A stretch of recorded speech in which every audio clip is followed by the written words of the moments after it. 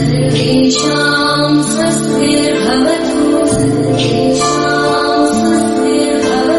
सर्वेषां शान्तिर्भवतु सर्वेषां पूर्णं भवतु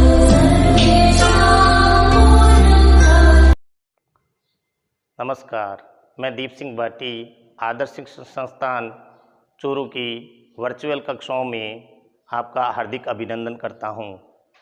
जैसा कि विदित है कि हमारे विद्या भारती द्वारा संचालित शिक्षण संस्थाओं में वर्तमान परिस्थितियों देखते हुए ऑनलाइन शिक्षण प्रारंभ किया गया है। आज विज्ञान विषय में कक्षा अष्टमी के एक प्रकरण को लेकर मैं आया हूँ। जैसा कि बच्चों कुछ औजार है जैसे खुरपी, बेलचा,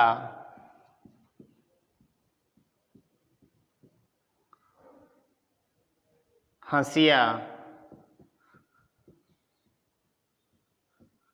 फावड़ा,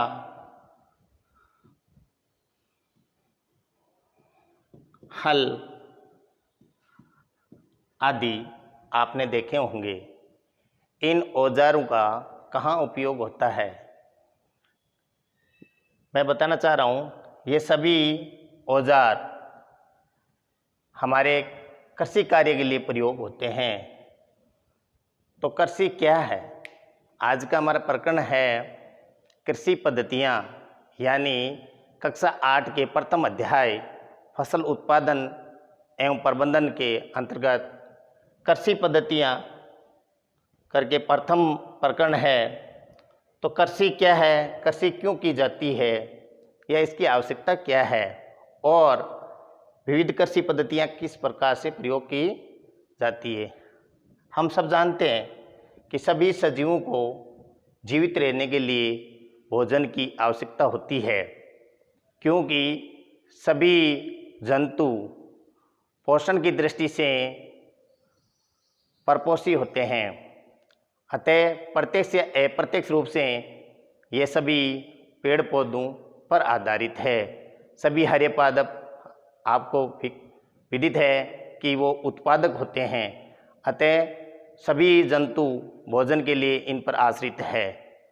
जैसा कि हम जानते हैं कि मानव की तीनों मूलभूत आवश्यकताएं भोजन, वस्त्र एवं आवास इन्हीं पौधों पर आधारित है, परंतु भोजन हेतु हम वर्ग स्तर पर इनका कृत्रिम रूप में उत्पादन करते हैं।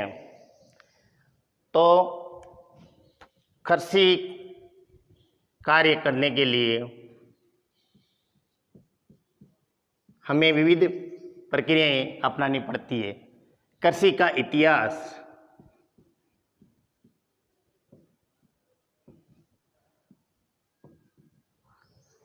कृषि विगत 10,000 ईसा पूर्व से प्रारंभ हो गई थी। अभी जो ईस्वी सन चल रही है 10,000 ईसा पूर्व से ही मनुष्य ने, जब वो जंगल में वनों में घूमकर फसलों से जंतु से अपना भोजन प्राप्त करते, उनको ध्यान में आया, कुछ पौधों को उन्होंने उगाया और उनका चयन किया। धीरे धीरे करके धान, गेहूँ आदि फसल का उत्पादन प्रारंभ कर दिया और उसी समय से कृषि कार्य प्रारंभ हो गया। कृषि के इस इतिहास के साथ ही वर्तमान तक प्रत्येक व्यक्ति, अपने भारत देश एक कृषि प्रधान देश है, यहाँ की अर्थव्यवस्था कृषि पर आधारित है। 10,000 ईसा पूर्व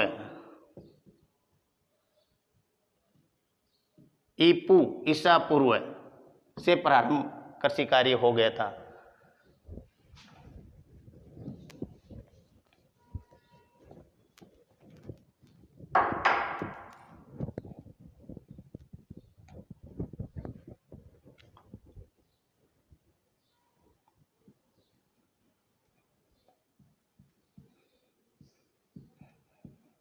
फसल फसल कृषि का ही एक भाग है, क्योंकि एक बड़े स्तर पर एक ही प्रकार के एक ही किस्म के जब पौधे उगाए जाते हैं तो उन्हें फसल कहते हैं।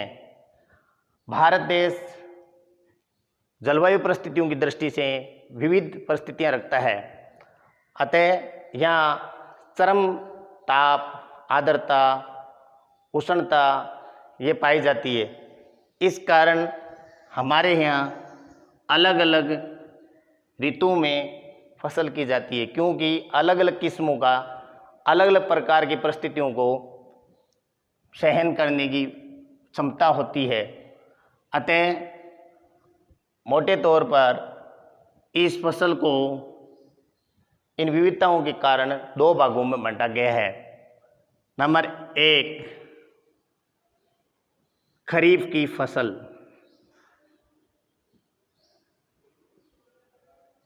खरीफ की फसल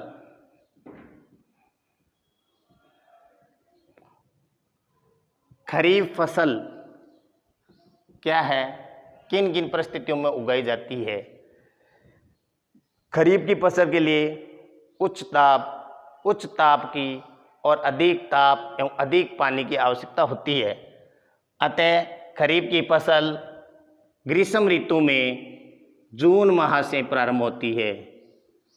जून में से लेकर सितंबर तक, जून में उगाई जाती है और सितंबर तक का इसका समय रहता है, सितंबर।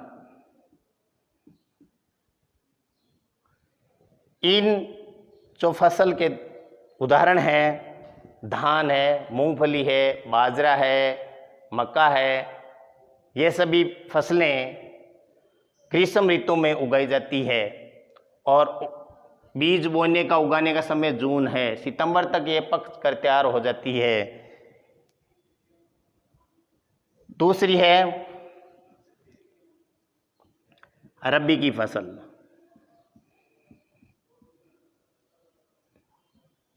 रबी की फसल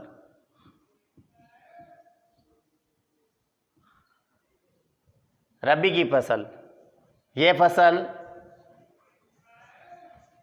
अक्टूबर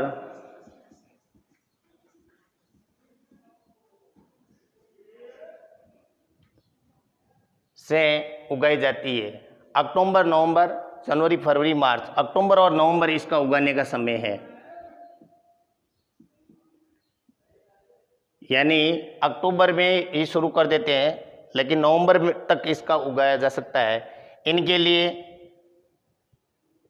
सर्दी की जो कम ताप की, अधिक ठंड वाली ऐसी परिस्थितियां आवश्यक होती है। याद रखने के लिए देखो बच्चों, रबी की फसल कब उगाई जाती है, तो रबी में दो शब्द है, तो हम ऐसा कर सकते हैं कि सर्दी में दो शब्द है, अर्थात सर्दी में उगाई जाने वाली फसल होती है रबी की फसल, और बारिश में उगाई जाने वाली थी खरीफ की फसल। खरीफ की फसल का जो उगाने का समय है प्रारंभ का जून और काटने तक का, पकने तक का सितंबर, और यहाँ पर है अक्टूबर नवंबर से प्रारंभ होती है और फरवरी मार्च तक इसको काट लिया जाता है। इस प्रकार से मोटे तौर पर दो ही प्रकार की फसलें होती है।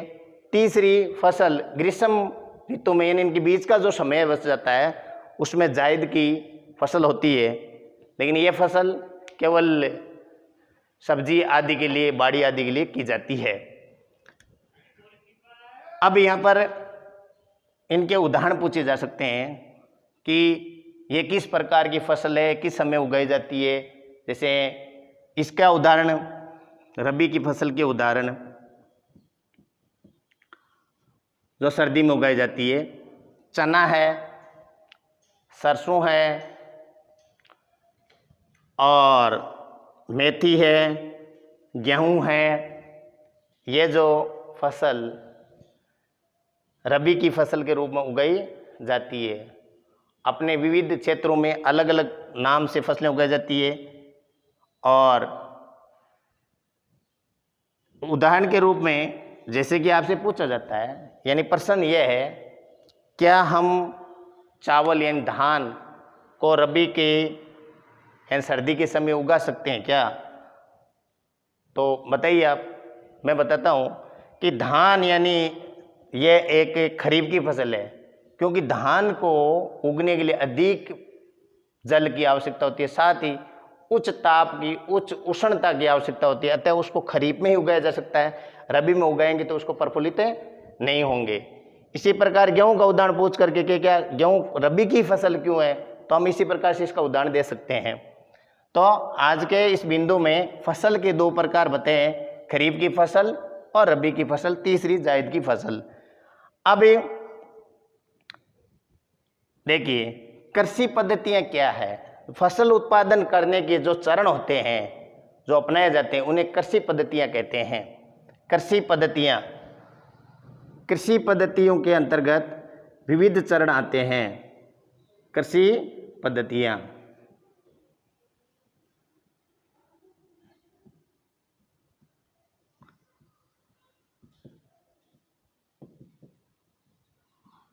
कृषि पद्धतियों में पहला चरण है मिट्टी को तैयार करना, यानी हम जहाँ कृषि कर रहे हैं, जिस स्थान पर कृषि कर रहे हैं वहाँ की मिट्टी को तैयार किया जाता है। मिट्टी को तैयार करने के लिए अलग अलग प्रकार के औजार उपकरण आदि हैं जो उपयोग में लिए जाते हैं। तो पहला चरण है यानी कृषि पद्धतियों के अंदर फसल उत्पादन चरण, इसको कह सकते हैं फसल उत्पादन चरण यानी स्टेप, यानी आप सब जानते हो जहाँ कृषि की उत्पादन के लिए सामयिक चरण अपनाने पड़ते हैं। यह सामयिक अवधि में जो क्रियाकलाप किए जाते हैं उन्हें फसल उत्पादन चरण या कृषि पद्धतियाँ कहते हैं। यह है प्रमुख 6 और 7वीं है भंडारण। 6 में सबसे प्रथम है नंबर 1 यानी मिट्टी तैयार करना। मिट्टी की तैयारी विविध औजारों व उपकरणों की सहायता से जहाँ फसल उगाई जाती है वहाँ मिट्टी की तैयारी की जाती है, जिसमें जुताई भी सम्मिलित है। मिट्टी तैयारी होने के पश्चात नंबर 2 है बुआई, यानी बुआई करना। बुआई में चयनित योजना पूर्वक तय किए हुए बीजों को खेत में बोया जाता है। बीज बोने के लिए उन बीजों की आवश्यकता अनुसार तीसरा चरण होता है खाद व उर्वरक देना।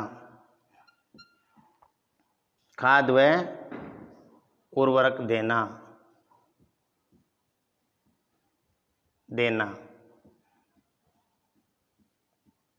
खाद व उर्वरक देने के बाद में जब फसल प्रफुल्लित हो जाती है तो उसमें फसल की आवश्यकता अनुसार चौथे चरण में सिंचाई यानी सिंचाई की जाती है। इनको हम अगले वीडियो में विस्तार से पढ़ेंगे। सिंचाई की प्राचीन पद्धतियाँ, आधुनिक पद्धतियाँ ये अगले वीडियो में पढ़ेंगे। सिंचाई यानी एक निश्चित समय अंतराल पर फसल में पानी देना सिंचाई कहलाता है।